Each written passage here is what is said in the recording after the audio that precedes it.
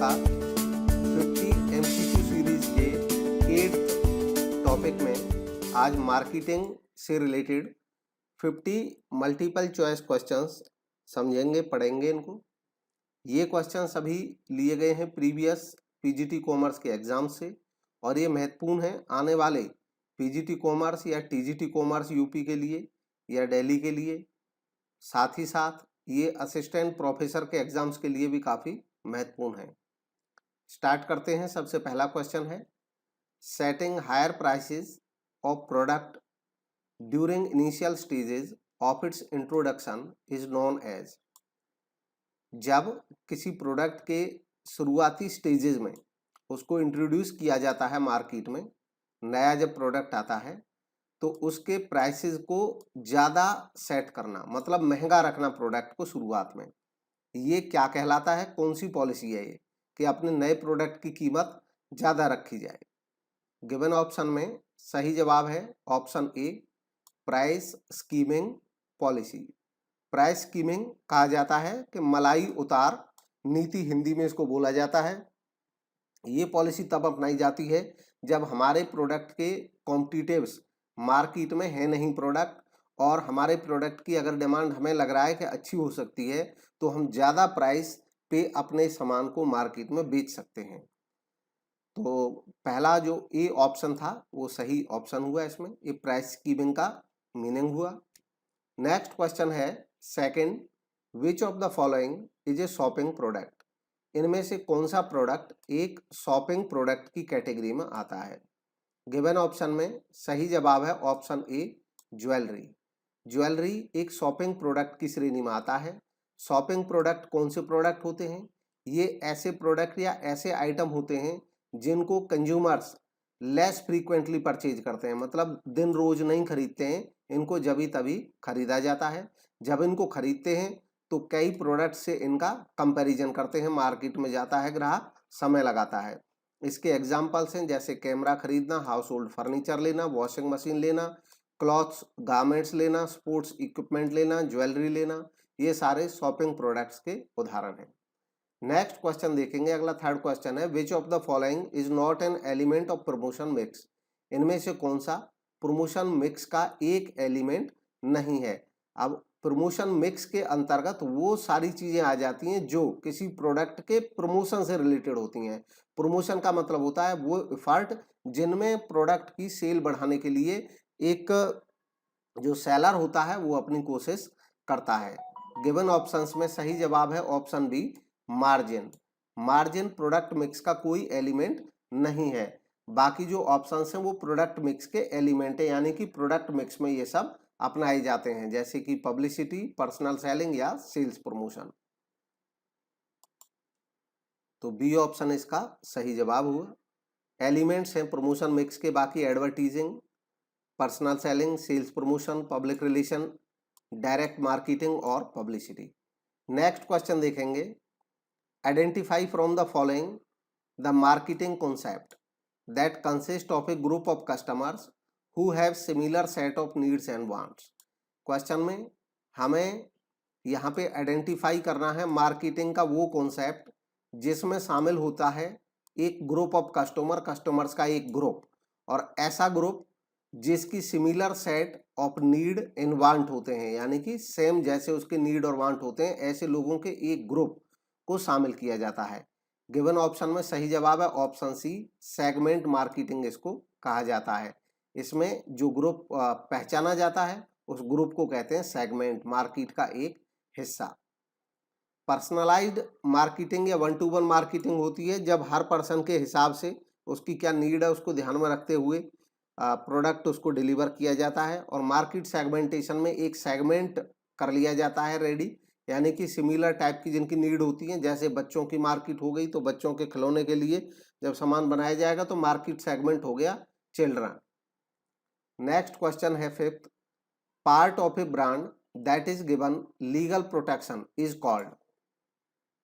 Question में कहा गया है कि part of A brand, brand का वह पार्ट जिसको एक लीगल प्रोटेक्शन दी जाती है, तो वो क्या कहलाता है?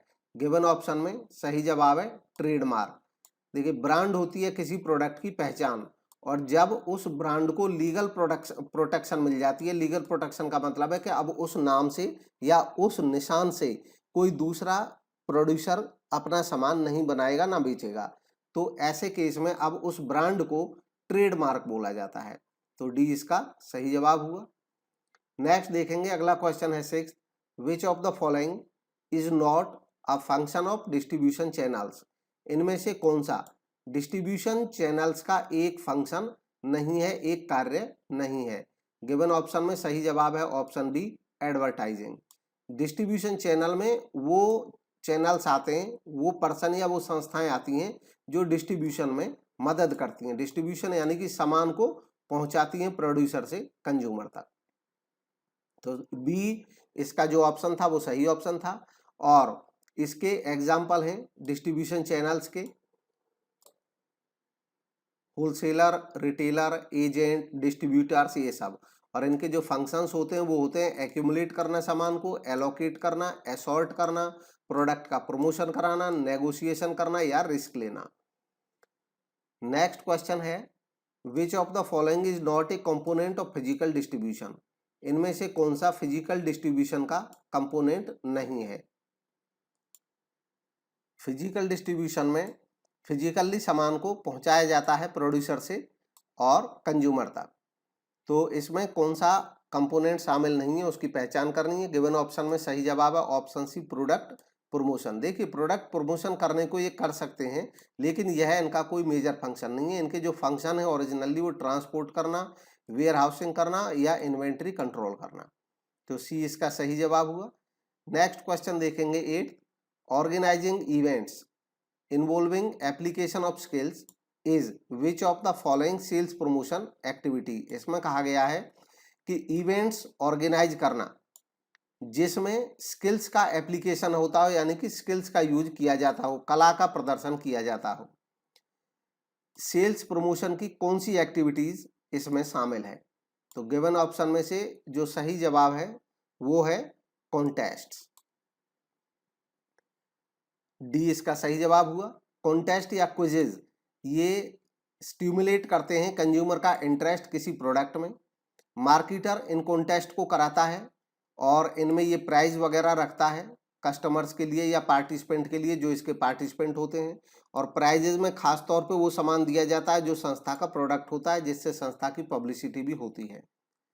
नेक्स्ट क्वेश्चन है, which of the following does not require high advertising budget.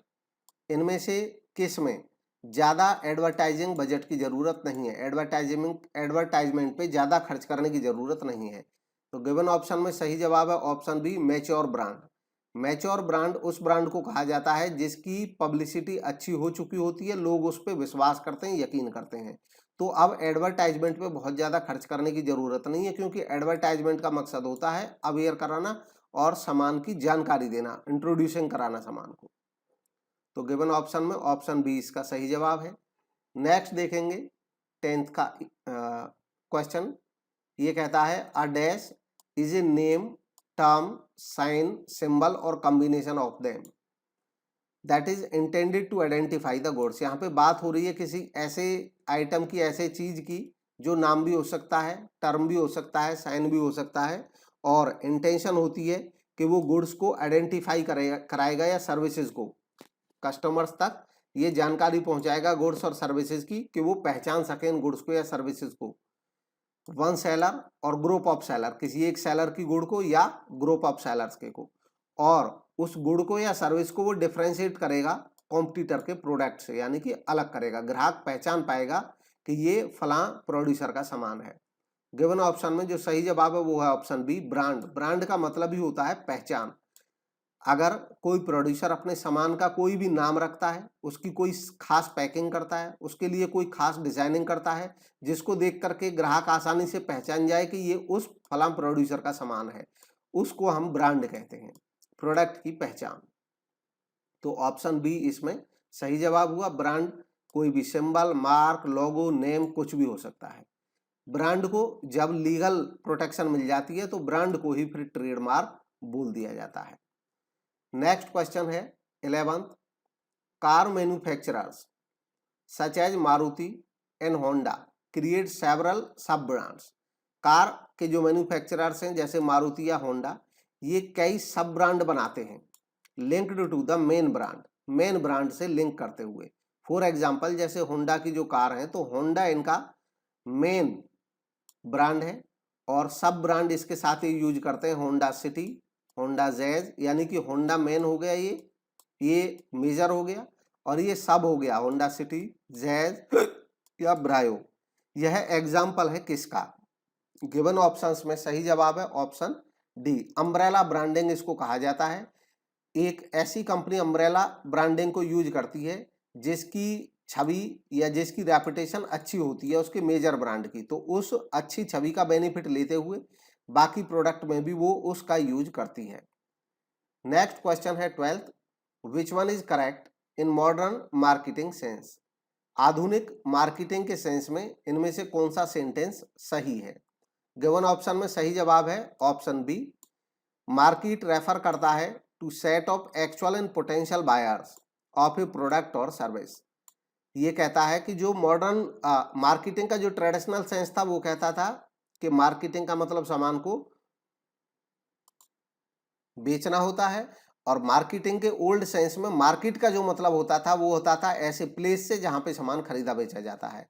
लेकिन मॉडर्न सेंस में मार्केट का जो मतलब है वो है सेट ऑफ एक्चुअल और पोटेंशियल बायर। अब एक्चुअल यानी कि जो खरीद रहे होते हैं वास्तव में, और पोटेंशियल जो खरीद सकते हैं, जिनकी संभावना है कि वो भी सामान खरीद लेंगे। तो इनका जो सेट होता है, समूह होता है, उसको मार्केट बोला जाता है। जरूरी नहीं है कि फिजिकल प्लेस से वो रिलेट करता हो। तो यह इसका जो सेंटेंस है वो करेक्ट है, 20 का सही जवाब हुआ। ट्रेडिशनल सेंस में मार्केट का मतलब प्लेस से होता है जहां पे बायर और सेलर मिलते हैं। मॉडर्न सेंस में जो मार्केट टर्म है इसका ब्रॉडर मीनिंग होता है, इसका मतलब होता है set of actual and potential buyers. Next question है, which of the following is not an advantage experienced by pioneers of the new product? New product के जो पायनियर्स होते हैं उनको इनमें से कौन सा एडवांटेज नहीं मिलता है? जो नहीं मिलता है उसकी पहचान करनी है। गिवन ऑप्शन में ऑप्शन ए और इसके बाद ऑप्शन बी और सी भी चेक करने, और फिर इसके बाद उनमें से पहचान करनी होगी कौन सा बेनिफिट नहीं है। तो ये सारे ऑप्शंस चेक करने के बाद इनमें से जो ऑप्शन सी है ये इसका सही जवाब है। Pioneers sometime launch product before the consumers are ready to accept the product. जो पायनियर्स होते हैं वो कभी कभी प्रोडक्ट को लॉन्च कर देते हैं, कंज्यूमर्स रेडी होते हैं एक्सेप्ट करने के लिए उससे भी पहले, यानी कि कंज्यूमर अभी रेडी हुए हैं लेकिन उससे पहले ही प्रोडक्ट का आ जाना। तो ये कोई मेरिट नहीं है, ये कोई लाभ नहीं है। बाकी जो ऑप्शंस हैं वो बेनिफिट को बताते हैं, पायनियर्स जो बेनिफिट उठाते हैं। पायनियर्स उन लोगों को या उन संस्थाओं को कहा जाता है कि वो जो प्रोडक्ट को सबसे पहले मार्केट में लेके आते हैं। नेक्स्ट क्वेश्चन देखेंगे 14th, which are the additional 3 elements of service marketing mix? Service marketing mix के कौन से 3 एडिशनल एलिमेंट हैं? देखिए, एलिमेंट मार्केटिंग मिक्स के 4 मेजर एलिमेंट हैं, काफी फेमस हैं, जो मैककार्थी ने दिए थे। वो एक प्रोडक्ट के मार्केटिंग मिक्स के 4 पीस हैं। सर्विसेज के केस में 3 पीस और इसमें जुड़ जाते हैं। तो ये जो 3 पीस है उनकी हमें पहचान करनी है, इनमें से कौन से हैं। मिलाकर के सर्विस के केस में 7 पीस कहे जाते हैं। तो गिवन ऑप्शन में सही जवाब है ऑप्शन ए, पीपल, फिजिकल एविडेंस और प्रोसेस। ये इसका सही जवाब था। और बूम्स और बेटनर ने ये 3 एडिशनल पीस दिए थे, जिसके बाद ये 7 पीस के नाम से जाने जाते हैं। इसमें मैककार्थी के जो 4 ओरिजिनल एलिमेंट है वो भी शामिल हैं। ये 3 एडिशनल इसके एलिमेंट्स हैं। नेक्स्ट क्वेश्चन है 15th, identify the incorrect statement regarding the product life cycle from the following. Product life cycle से रिलेटेड जो इनकरेक्ट स्टेटमेंट है उसकी पहचान करनी है। तो गिवन ऑप्शन में ए और बी यहाँ पे स्टेटमेंट दिए हुए हैं, अगले स्टेटमेंट्स भी चेक कर लेते हैं, सी और डी। अब इनमें से आपको पहचान करनी है कौन सा इसका सही जवाब है। तो इसका सही जवाब है ऑप्शन ए, क्योंकि ऑप्शन ए कहता है कि profit from product remain same across the different stages of the product life cycle. ये रॉन्ग इंफॉर्मेशन है। क्योंकि सेम नहीं रहता है, जो प्रॉफिट होता है प्रोडक्ट का वो अलग अलग स्टेजेस में अलग अलग रहता है, सेम नहीं रहता है, इसलिए यह एक रॉन्ग स्टेटमेंट और इसलिए यह सही जवाब हो जाता है क्योंकि उन्होंने इनकरेक्ट स्टेटमेंट ही पूछा है। इसका सही जवाब ऑप्शन ए था। लाइफ साइकिल क्या होती है? एक प्रोडक्ट की लाइफ साइकिल होती है। एक प्रोडक्ट अपने पूरे लाइफ में कई स्टेजेस से गुजरता है। शुरुआती स्टेज इंट्रोडक्शन, जब वो आता है मार्केट में। ग्रोथ, जब उसकी ग्रोथ होनी शुरू होती है, सेल बढ़ती है। मैच्योरिटी इसकी वो स्टेज होती है जिसमें मैक्सिमम सेल इसकी बढ़ चुकी होती है। और डिक्लाइन होती है कि मैच्योरिटी के बाद अब इसकी सेल में गिरावट शुरू हो जाती है। नेक्स्ट है question number 16। When a new product can be easily duplicated, जब कोई नया प्रोडक्ट ऐसा हो कि उसको आसानी से डुप्लीकेट किया जा सकता हो। Dash is a better alternative for introducing the new product, ऐसे केस में ये पॉलिसी बेटर होगी एक अल्टरनेटिव के तौर पे न्यू प्रोडक्ट इंट्रोड्यूसिंग में। Whereas when the product is very distinct from competitive offering, लेकिन अगर जो प्रोडक्ट है वो काफी डिस्टिंक्ट है कॉम्पिटिटिव ऑफरिंग से, मतलब कंपटीशन में कोई ऐसी ऑफरिंग है नहीं हमारे प्रोडक्ट जैसी, हमारा प्रोडक्ट सबसे अलग है, जुदा है, तो dash is the better alternative. उस केस में कौन सा बेटर अल्टरनेटिव होगा? इसका सही जवाब है ऑप्शन सी, पेनेट्रेशन। जब हमारे प्रोडक्ट की यह संभावना हो कि हम अपना प्रोडक्ट मार्केट में लेके आए तो हमारे जैसे बहुत सारे कॉम्पिटिटर हम हमारे डुप्लीकेट यहाँ पे, इसका मतलब कोई काउंटरफीट से नहीं है, ये है कि हमारे जैसा सामान लेके आ सकते हैं वो भी। तो ऐसे केस में कम प्राइस लेके जाना अच्छा है, मार्केट में हम कम प्राइस रखें। लेकिन जब हमारा प्रोडक्ट औरों से एकदम डिस्टिंक्ट है, यूनिक है, ऐसे केस में हम प्राइस स्कीमिंग की पॉलिसी अपना सकते हैं। स्कीमिंग यानी कि पहले हम ऊंचा रेट रख सकते हैं। तो सी इसका सही जवाब हुआ। पेनेट्रेशन प्राइसिंग में लो प्राइस रख के मार्केट में एंटर किया जाता है। स्कीमिंग प्राइस में हाई प्राइस रख के मार्केट में जाया जाता है। नेक्स्ट क्वेश्चन है the best means of increasing sale of an article, एक आर्टिकल की सेल बढ़ाने का इसमें से बेस्ट मीन अच्छा तरीका कौन सा हो सकता है? गिवन ऑप्शंस में से सही ऑप्शन का चयन करना है। तो गिवन ABCD चारों ऑप्शंस में से जो इसका सही जवाब है वो बनता है एडवर्टीजमेंट। एडवर्टीजमेंट डायरेक्ट सेल्स बढ़ाने के लिए यूज किया जाता है। सी इसका सही जवाब हुआ। नेक्स्ट क्वेश्चन है advertising objectives do not include, advertising के ऑब्जेक्टिव्स में इनमें से कौन सा शामिल नहीं होता है? तो गिवन ऑप्शन में ऑप्शन सी सही है, मेकिंग एंटरटेनमेंट। एडवर्टाइजिंग का जो मकसद है वो एंटरटेनमेंट करना नहीं होता है, बाकी सब इसके मकसद हैं कंज्यूमर को इन्फॉर्म करना, एटीट्यूड चेंज करना लोगों का, और डेवलपिंग अवेयरनेस। तो सी इसका सही जवाब हुआ। नेक्स्ट क्वेश्चन देखेंगे 19। Personal selling is not targeted towards, जो पर्सनल सेलिंग होती है उसका टारगेट ये नहीं होता है। इनमें से जो कौन सा नहीं होता है उसकी पहचान करनी है। गिवन ऑप्शन में सही जवाब है मास ऑडियंस। देखिए मास ऑडियंस तक पर्सनल सेलिंग से नहीं जाया जा सकता है।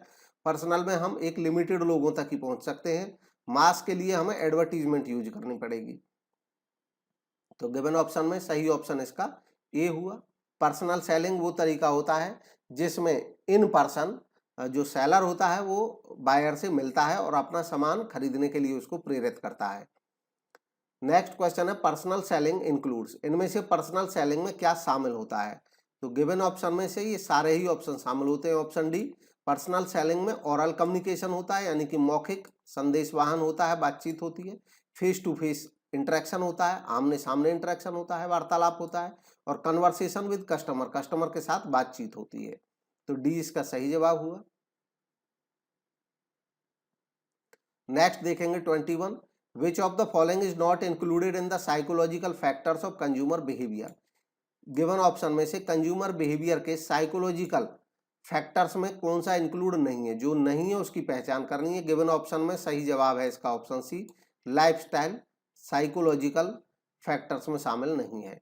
अब कंज्यूमर का जो बाइंग बिहेवियर होता है वो इन्फ्लुएंस होता है मेनली 4 तरह के फैक्टर्स पे, कल्चरल, सोशल, पर्सनल या साइकोलॉजिकल। मतलब कोई कंज्यूमर किसी सामान को खरीदने का डिसीजन लेता है या नहीं खरीदने का डिसीजन लेता है, तो ये 4 एरिया जो हैं ये महत्वपूर्ण प्रभाव छोड़ते हैं उसके डिसीजन पे। कल्चरल में उसका कल्चर, सब कल्चर या सोशल क्लास, जिस समाज से वो बिलोंग करता है। सोशल में आता है reference groups, family, social roles and status. Personal में आ जाता है lifestyle, economic situation, occupation, age, personality और सेल्फ कॉन्सेप्ट। और साइकोलॉजिकल में आता है motivation, perception, learning, beliefs and attitude. Next question देखेंगे 22nd है, which of the following is not the stage of product life cycle. PLC का stage इनमें से कौन सा नहीं है, उसकी पहचान करनी है। तो गिवन ऑप्शन में ऑप्शन सी पीएलसी का स्टेज नहीं है, सी इसका सही जवाब था। बाकी इसके स्टेजेज हैं। प्रोडक्ट लाइफ साइकिल के 4 मेजर स्टेजेज होते हैं, इंट्रोडक्शन, उसके बाद ग्रोथ का स्टेज, फिर मैच्योरिटी का स्टेज और उसके बाद लास्ट डिक्लाइन का स्टेज। नेक्स्ट क्वेश्चन है 23rd, which element of promotion mix do wholesalers generally apply to obtain their promotional objective। इसमें पूछा गया है कि सामान्यतः जो होलसेलर्स होते हैं वो कौन सा element of promotion mix apply करते हैं अपने प्रमोशनल ऑब्जेक्टिव को ऑब्टेन करने के लिए। तो गिवन ऑप्शन में सही जवाब है option C trade promotion. Trade promotion एक ऐसा तरीका होता है प्रमोशन को जो होलसेलर्स या प्रोड्यूसर्स के द्वारा अपनाया जाता है। इसमें वो ट्रेडर्स को प्रमोट करते हैं कि ट्रेडर उनका सामान ज्यादा से ज्यादा लें और मार्केट में बेचें। नेक्स्ट क्वेश्चन है 24, which is not the part of Abell's business definition. इनमें से कौन सा एबेल के बिजनेस डेफिनेशन का पार्ट नहीं है, वह बताना है। गिवन ऑप्शंस में जो ऑप्शन दिए हैं इनमें से सही जवाब होगा ऑप्शन बी रिटेलर ग्रुप। ये इनका जो बिजनेस डेफिनेशन है उसका पार्ट नहीं है, तो बी इसका सही जवाब हुआ। एबल मैट्रिक्स दरअसल एक 3 डायमेंशनल टूल है। एबल ने इसमें बताया है कि एक बिजनेस को डिफाइन करने के लिए किस तरीके से हमें थिंकिंग रखनी होती है और बिजनेस को किस तरीके से हम डिफाइन कर सकते हैं, ताकि इस बिजनेस मॉडल को समझ करके अपने बिजनेस को डिफाइन करके हम बेटर परफॉर्म कर सकें। इन्होंने 3 चीजों पे जोर दिया। इन्होंने कहा कि अपने बिजनेस को डिफाइन करने के लिए सबसे पहले ये देखिए कि who are the customer, customer कौन है। इसको कस्टमर ग्रुप कहा जाता है। आप कस्टमर को पहचानिए ताकि आप ये जान पाए कस्टमर चाहता क्या है। इसके बाद आता है कस्टमर फंक्शन। इसमें हम कस्टमर की नीड यानी कि कस्टमर चाहता क्या है, तो इसमें हम पहचान जाएंगे कि हमें कौन कौन से फंक्शन करने हैं। इसके बाद टेक्नोलॉजीज यानी कि कस्टमर जो चाहता है अब उसको हम सेटिस्फाई कैसे करेंगे, तो ये हो गया टेक्नोलॉजीज यूज्ड, कौन सी टेक्नोलॉजी हम यूज करेंगे कि हम उसको सेटिस्फाई कर दें। तो इस तरीके से हम अपने बिजनेस को इफेक्टिवली कस्टमर्स के हिसाब से यूज कर सकते हैं। नेक्स्ट है which of the following is not a force in the porters 5 forces model. इनमें से पोर्टर के 5 फोर्सेज मॉडल में कौन सा एक फोर्स नहीं है। तो गिवन ऑप्शंस में सही जवाब है ऑप्शन सी कॉम्प्लीमेंट्री प्रोडक्ट। यह है पोर्टर के 5 फोर्सेज मॉडल में नहीं आता है, बाकी आते हैं। तो ऑप्शन सी इसका सही जवाब हुआ। पोर्टर का 5 फोर्सेज जो मॉडल है यह एक फ्रेमवर्क है जो एनालाइज करता है एक कंपनी को कॉम्पिटिटिव एनवायरनमेंट में, यानी कि कॉम्पिटिशन में एक कंपनी कहाँ स्टैंड कर रही है। इसमें एक कंपनी देखती है कि उसको कौन कौन सी फोर्सेज हैं जो उसको प्रभावित करती हैं, उन पे कंपनी को फोकस करना होगा। तो कौन कौन सी चीजें प्रभावित करती हैं, कौन कौन सी फोर्सेज हैं जो अफेक्ट करती हैं। इसमें पहली फोर्स है कॉम्पिटिटिव राइवल, हमारे राइवल्स। फिर है second potential new market entrants, जो नए मार्केट में एंट्रेंट और आ सकते हैं। तीसरा हुआ सप्लायर्स, जो हमें सप्लाई करते हैं। चौथा हुआ कस्टमर्स, जो हमारे ग्राहक हैं। और पांचवा हुआ सब्सटीट्यूट प्रोडक्ट, यानी कि हमारे प्रोडक्ट के सब्सटीट्यूट। ये फोर्सेज हैं जो अफेक्ट करती हैं एक संस्था को। नेक्स्ट क्वेश्चन है question number 26, market subdivided on the basis of behavioural characteristics is called. अगर किसी मार्केट को उसके बिहेवियरल कैरेक्टरिस्टिक्स के आधार पर सबडिवाइड करें तो उसको क्या कहा जाता है। तो गिवन ऑप्शन में सही जवाब है सेगमेंटेशन। चाहे हम किसी भी कैरेक्टरिस्टिक के आधार पे मार्केट को सबडिवाइड करें, उस सबडिवाइडेड पार्ट जो होता है उसको सेगमेंट कहा जाता है और इस प्रोसेस को सेगमेंटेशन कहा जाता है। तो ए इसका सही जवाब हुआ। मार्केट सेगमेंटेशन के बेसिस जो हैं वो डेमोग्राफिक हो सकता है, साइकोग्राफिक हो सकता है, बिहेवियरल हो सकता है या ज्योग्राफिक हो सकता है।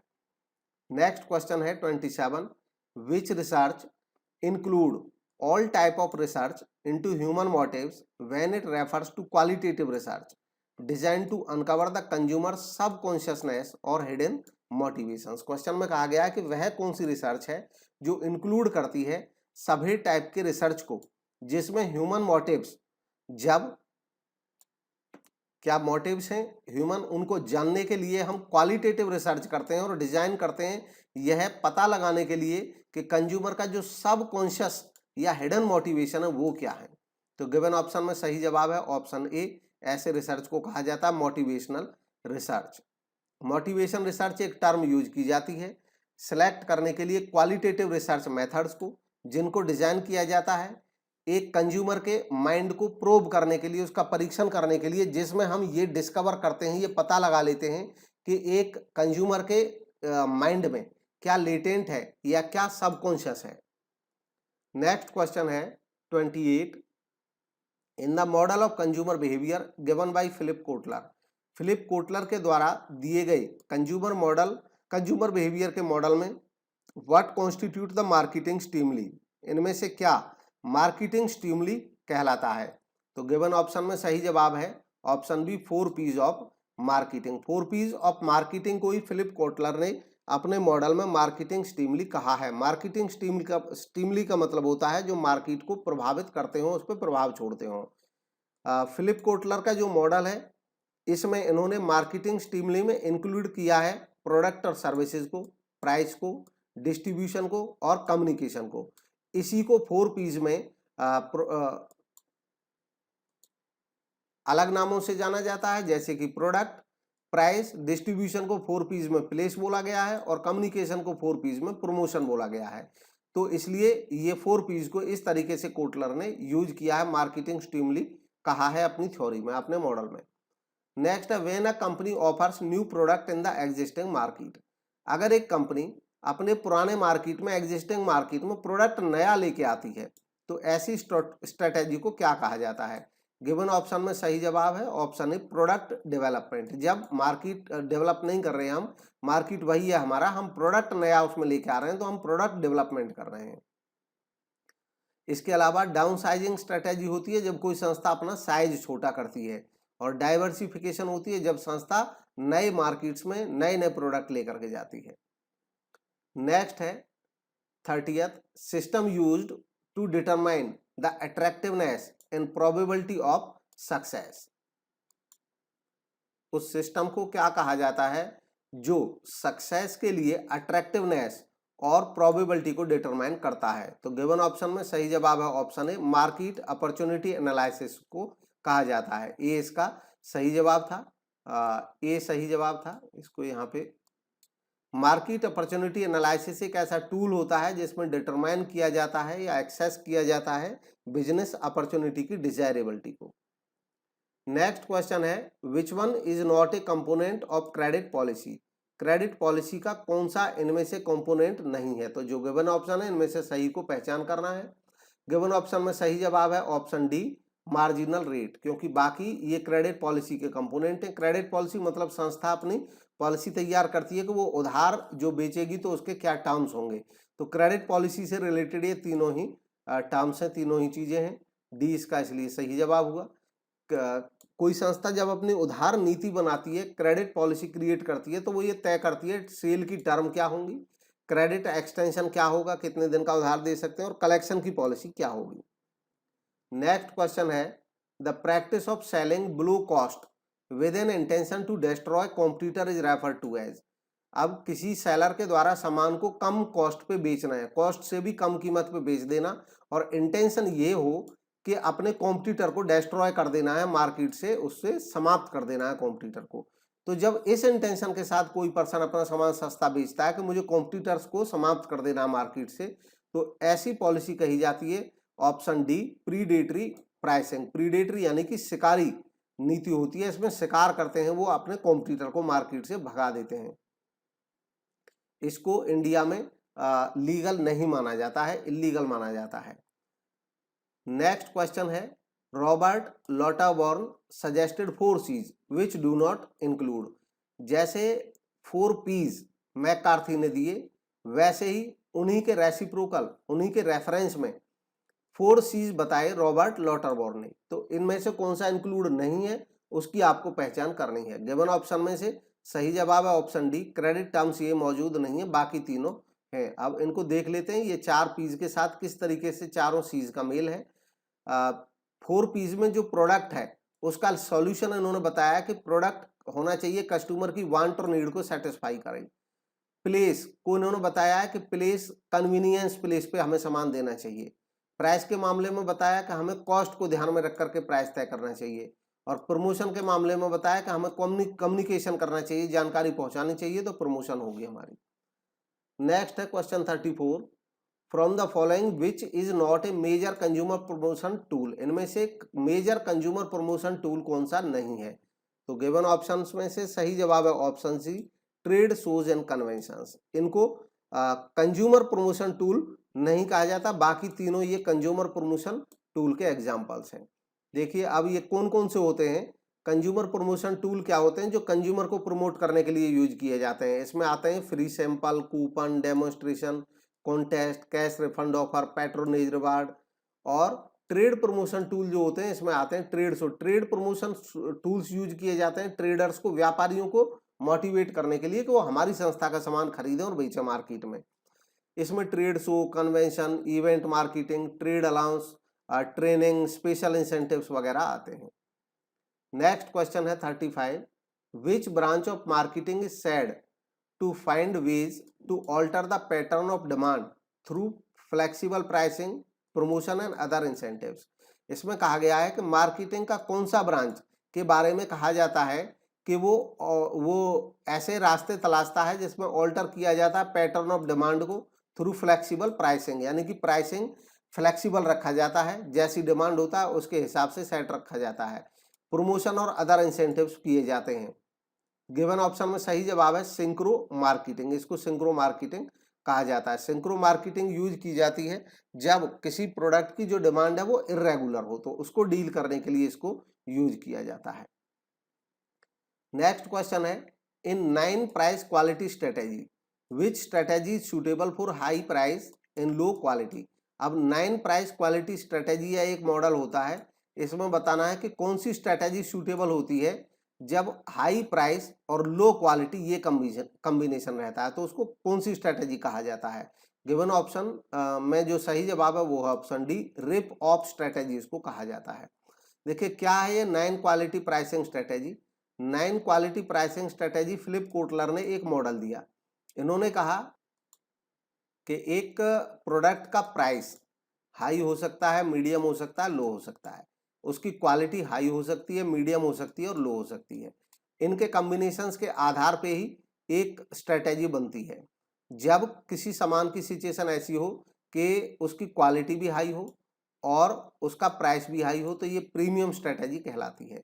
जब क्वालिटी हाई हो लेकिन प्राइस मीडियम हो तो इसको कहते हैं हाई वैल्यू, क्योंकि इसमें वैल्यू ज़्यादा मिल जाएगी कंज्यूमर को। सामान हम टॉप क्वालिटी का दे रहे हैं और प्राइस उसका मीडियम।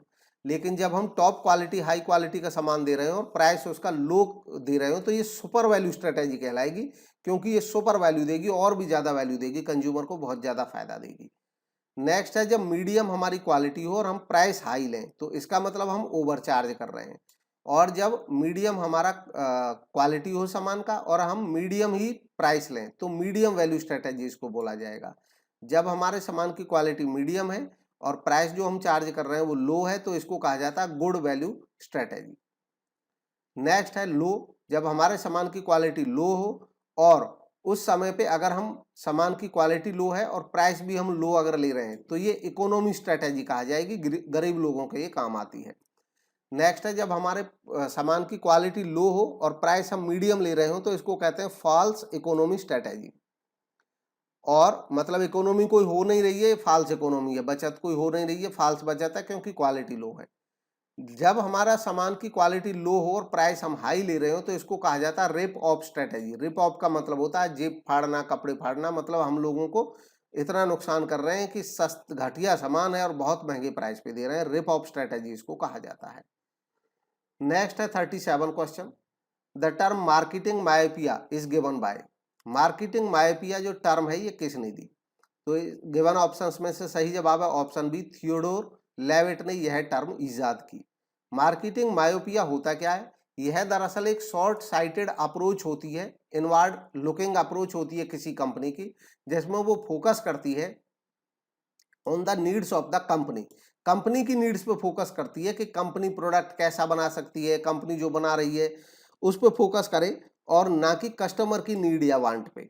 तो इसको कहा जाता है मार्केटिंग मायोपिया। इसमें कोई संस्था जो अपना प्रोडक्ट बना रही होती है खाली अपनी चीजों को वो ध्यान में रखती है कि हम कैसे बना सकते हैं, क्या बना सकते हैं, बस उसी चीज पे फोकस रहता है, ये नहीं देखती है कि कस्टमर क्या चाहते हैं। ये टर्म कॉइन की थी हार्वर्ड बिजनेस स्कूल के मार्केटिंग प्रोफेसर थियोडोर लेविट ने 1960 में। नेक्स्ट क्वेश्चन है 38, which activity is not included in the primary activities of generic value chain. अब जेनरिक वैल्यू चेन की प्राइमरी एक्टिविटीज में इनमें से कौन सी एक्टिविटी शामिल नहीं है? तो गिवन ऑप्शंस में से सही जवाब है ऑप्शन सी, प्राइस। प्राइस इसमें शामिल नहीं है, बाकी जो है वो इसमें शामिल है। जेनरिक वैल्यू चेन होती क्या है? दरअसल पोर्टर ने एक वैल्यू चेन एनालिसिस किया, इसमें उन्होंने फोकस किया कि एक संस्था अगर अपने वैल्यू चेन को एनालाइज करे और उसमें सुधार लाए तो संस्था बहुत अच्छा परफॉर्म कर सकती है। इसमें पोर्टर ने बताया कि संस्था जब अपनी वैल्यू चेन का एनालिसिस करेगी तो वैल्यू चेन का मतलब वो जब सामान बनाती है उससे सामान लास्ट में कंज्यूमर तक पहुंचाने तक का जो भी प्रोसेस है वो शामिल हो जाता है। इनबाउंड लॉजिस्टिक, सामान का लाना संस्था में, ऑपरेशन, उस सामान पे ऑपरेशंस करना, आउटबाउंड लॉजिस्टिक यानी कि बाहर भेजने का अरेंजमेंट करना, मार्केटिंग और सेल्स करना और सर्विस प्रोवाइड कराना। नेक्स्ट है 39, the step of the selling process in which the sales person identifies qualified potential customers. इसमें कहा गया है कि वह स्टेप सेलिंग प्रोसेस का जिसमें सेल्स पर्सन आइडेंटिफाई करता है क्वालिफाइड पोटेंशियल कस्टमर्स को। क्वालिफाइड पोटेंशियल मतलब क्वालिफाइड है, वो कस्टमर हो सकते हैं और वो क्षमता है कि वो हमारे ग्राहक बन सकते हैं। तो गिवन ऑप्शन में सही जवाब है ऑप्शन सी, प्रोस्पेक्टिंग, यानी कि हम भावी हमारे जो कस्टमर हो सकते हैं फ्यूचर में उनको इसमें देखते हैं, उनको पहचानते हैं। तो सेलिंग प्रोसेस में एक जो मेजर स्टेप लिए जाते हैं सेलर के द्वारा, प्रोस्पेक्टिंग यानी कि ये देखना कौन हमारे भावी ग्राहक हो सकते हैं, फिर प्रेपरेशन करना उसके अकॉर्डिंग, अप्रोचेज यूज करना, प्रेजेंटेशन करना, handling objection, closing and follow up. Next question है adjusting prices continuously to meet the characteristics and need of individual customer and situation. एक इंडिविजुअल कस्टमर या सिचुएशंस को देखते हुए प्राइसेस को एडजस्ट करना क्या कहलाता है? तो जो गिवन ऑप्शन है इनमें से सही जवाब देखना है, इनमें से कौन सा सही जवाब हो सकता है। इनमें से जो सही जवाब है वो है ऑप्शन सी, डायनामिक प्राइसिंग इसको कहा जाता है, क्योंकि हमारा प्राइस सिचुएशन के हिसाब से इसमें बदल सकता है। डायनामिक प्राइसेस में डायनामिक प्राइसेस जो होता है इसका मतलब होता है एडजस्ट करना प्राइसेस को लगातार कंटिन्यूअली, जैसी कैरेक्टरिस्टिक या जैसी नीड होती है इंडिविजुअल कस्टमर्स की या जैसी मार्केट में सिचुएशन होती है उनके हिसाब से हम प्राइसिंग को कम या ज्यादा करते रहते हैं। नेक्स्ट क्वेश्चन है 41, the firm that serve small segments that the other firms in an industry overlook और इग्नोर। अब यहाँ पे बात आ रही है कि एक फर्म मार्केट में स्मॉल सेगमेंट को सर्व करती है। सेगमेंट तक तो हम जान चुके हैं कि अलग हिस्से बना लेती है, सेगमेंट हो गए, लेकिन एक ऐसे सेगमेंट को फोकस करती है अगर फर्म जो अभी तक या तो ओवरलुक था या इग्नोर था, मतलब बाकी संस्थाओं ने अभी तक इस वाले कस्टमर ग्रुप को फोकस ही नहीं करके रखा था, तो इसको कहा जाता है ऑप्शन ए, मार्केट निशर। ऐसे मार्केट को निश मार्केट कहा जाता है और ऐसा जो मार्केटर होता है, सेलर होता है, उसको मार्केट निशर कहा जाता है। इस प्रोसेस को निश मार्केटिंग बोला जाता है। तो ऑप्शन ए इसका सही जवाब हुआ। नेक्स्ट क्वेश्चन है 42, in marketing research to know the effect of change in one variable into a given situation the suitable method is। इसमें कहा गया है कि मार्केटिंग रिसर्च के केस में जब हमें किसी एक वेरिएबल का इफेक्ट जानना हो किसी सिचुएशन पे तो सूटेबल मेथड कौन सा होगा? गिवन ऑप्शन में से जो सही जवाब है वो है ऑप्शन ए, एक्सपेरिमेंटल मेथड में ये सूटेबिलिटी होगी। एक्सपेरिमेंटल मेथड में एक वेरिएबल में चेंज करके बाकी जो वेरिएबल्स होते हैं उनमें उसके प्रभाव की स्टडी की जाती है। नेक्स्ट क्वेश्चन है 43, the product life cycle in which a product cell start climbing quickly. इसमें पूछा है कि जो पीएलसी होती है उसमें ऐसी कौन सी स्टेज होती है जिसमें प्रोडक्ट की सेल तेजी से क्लाइम करनी शुरू हो जाती है, बढ़ना शुरू हो जाती है। गिवन ऑप्शन में सही जवाब है option D growth stage. Growth stage में तेजी से सेल बढ़ती है प्रोडक्ट की। बाकी जो मेजर इसके स्टेजेस होते हैं, 4 स्टेज मेजर होते हैं, IGMD करके इसको याद रखा जा सकता है। इंट्रोडक्शन, ग्रोथ, मैच्योरिटी और डिक्लाइन। नेक्स्ट क्वेश्चन देखेंगे 44। Stocking the product in as many as outlets as possible. एक संस्था अपने ज्यादा से ज्यादा आउटलेट्स में सामान को स्टॉक करके रख दे, भर दे, तो इसको क्या क्या क्या कहा जाता है? गिवन ऑप्शंस में सही जवाब है ऑप्शन बी इंटेंसिव डिस्ट्रीब्यूशन इसको कहा जाता है, यानी कि सघन डिस्ट्रीब्यूशन कर रहे हैं। ऐसा तब होता है जब किसी कंपनी के किसी शहर में कई शोरूम हो और उन सारे शोरूम में सामान को भर दिया जाए काफी मात्रा में, तो ये इंटेंसिव डिस्ट्रीब्यूशन कहलाता है। नेक्स्ट क्वेश्चन है 45। The systematic search for a new product ideas is. नए प्रोडक्ट आइडियाज के लिए सिस्टमैटिक सर्च जब की जाती है तो उसको क्या कहा जाता है? तो गिवन ऑप्शन में से पहचान करनी है कौन सा सही जवाब है। इसमें सही जवाब है ऑप्शन बी आइडिया जनरेशन इसको कहा जाता है। आइडिया जनरेशन का मतलब होता है ऐसे सिस्टमैटिक सर्च जिसमें नए आइडियाज को जनरेट किया जाता है, उनको ढूंढा जाता है। जबकि आइडिया स्क्रीनिंग जो होती है ये ऐसी प्रोसेस होती है जिसमें जो अनसाउंड प्रोडक्ट कॉन्सेप्ट होते हैं हमारे, उनको एलिमिनेट करते हैं और जो मुख्य रह जाते हैं, महत्वपूर्ण रह जाते हैं, उनको छांट लेते हैं।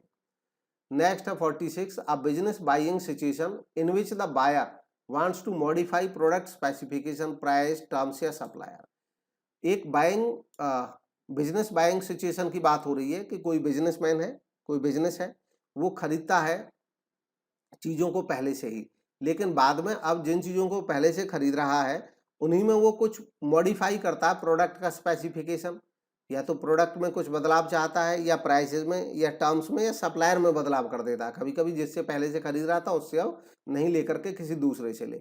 तो गिवन ऑप्शंस में सही जवाब है ऑप्शन बी मॉडिफाइड रीबाई इसको कहा जाता है, कि जो रीबाई पहले में कोई हमारी बाइंग में कमी थी उनको फिर से दुरुस्त सही तरीके से सोच करके फिर से हम बाई कर रहे हैं अगला सामान।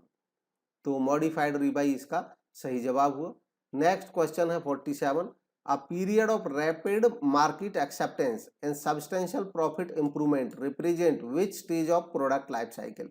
इसमें बात हो रही है कि किसी प्रोडक्ट लाइफ साइकिल की ऐसी स्टेज की बात हो रही है जिसमें रैपिड मार्केट एक्सेप्टेंस मिल रहा हो, मतलब मार्केट तेजी से इस सामान को पसंद कर रहा हो, और सब्सटेंशियल प्रॉफिट भी इंप्रूव हो रहे हो। इसको क्या कहा जाता है? तो गिवन ऑप्शंस जो हमारे सामने हैं इनमें से कौन सा सही है इसका पता लगाना है चारों ऑप्शन चेक करके। तो सही जवाब है इनमें से ग्रोथ। ये स्टेज ग्रोथ की स्टेज कहलाती है। नेक्स्ट अगला क्वेश्चन है which of the following authors tried to integrate the modern concept of consumer oriented market with the traditional view of marketing. इनमें से कौन से ऑथर ऐसे हैं जिन्होंने कोशिश की मॉडर्न कंसेप्ट जो मार्केटिंग का कंज्यूमर ओरिएंटेड है उसको मार्केटिंग के ट्रेडिशनल व्यू के साथ जोड़ने की, अटैच करने की। तो गिवन ऑप्शन में सही जवाब है ऑप्शन बी हैरी हेंसन ने यह प्रयास किया। इन्होंने एक डेफिनेशन दी इससे रिलेटेड कि मार्केटिंग इन्वॉल्व करता है design of the product acceptable to the consumer को जो डिजाइन एक्सेप्टेबल प्रोडक्ट का उसको पसंद करता है, and the conduct of those activities which facilitate the transfer of ownership between seller and buyer. और जो ट्रेडिशनल कॉन्सेप्ट है कि हम ट्रांसफर करते हैं गुड्स को सेलर और बायर के बीच में, उसको भी ये मिलाते हैं, देखते हैं मिला करके। तो इसका मतलब इन्होंने यहाँ पे ये जो वर्ड यूज किया कि product acceptable to the consumer, तो जो कंज्यूमर को जो एक्सेप्टेबल वो जब बनाते हैं हम, तो इसका मतलब ये मार्केटिंग अप्रोच हो गई और ये पुरानी सेलिंग अप्रोच हो गई। नेक्स्ट क्वेश्चन है 49। Which one is a true statement. इनमें से कौन सा ट्रू स्टेटमेंट है? जो ट्रू स्टेटमेंट है उसकी पहचान करनी है। तो गिवन ऑप्शंस में जो ऑप्शन ए है यही सही है। A market is that set of all actual and potential buyer of product और सर्विस। एक मार्केट सेट है सभी एक्चुअल और पोटेंशियल बायर्स का, तो ये इसका सही जवाब होगा ऑप्शन ए। नेक्स्ट है और लास्ट क्वेश्चन है आज के इस वीडियो का। विच of the following is not involved in concentration in marketing function. अब मार्केटिंग फंक्शन में एक टर्म होती है कंसंट्रेशन, हमें बताना है इनमें से कौन सा कंसंट्रेशन में इन्वॉल्व नहीं है। तो इसमें से सही जवाब है ऑप्शन डी डिवाइडिंग। डिवाइडिंग इसका हिस्सा नहीं है। कंसंट्रेशन का मतलब होता है गुड्स को लाना कुछ इम्पोर्टेंट और कन्वीनियंट सेंटर पे, जहां से पॉसिबल हो पाए इफेक्टिव और इकोनॉमिक डिस्ट्रीब्यूशन, यानी कि हम सही तरीके से डिस्ट्रीब्यूट कर पाए, ऐसी जगह पे सामान को लाना कंसंट्रेशन कहलाता है। तो इसमें शामिल हो जाता है ट्रांसपोर्ट। हम कंसंट्रेट करेंगे, गुड्स को कहीं पे इकट्ठा करेंगे, तो हमें ये सब चीज़ करनी होती है, transport, storage, standardisation, grading, financing और रिस्क बियरिंग भी इसमें ऑटोमेटिकली हो जाती है, क्योंकि हम सामान काफ़ी ज़्यादा खरीद करके एक साथ रखते हैं। तो ये थे आज के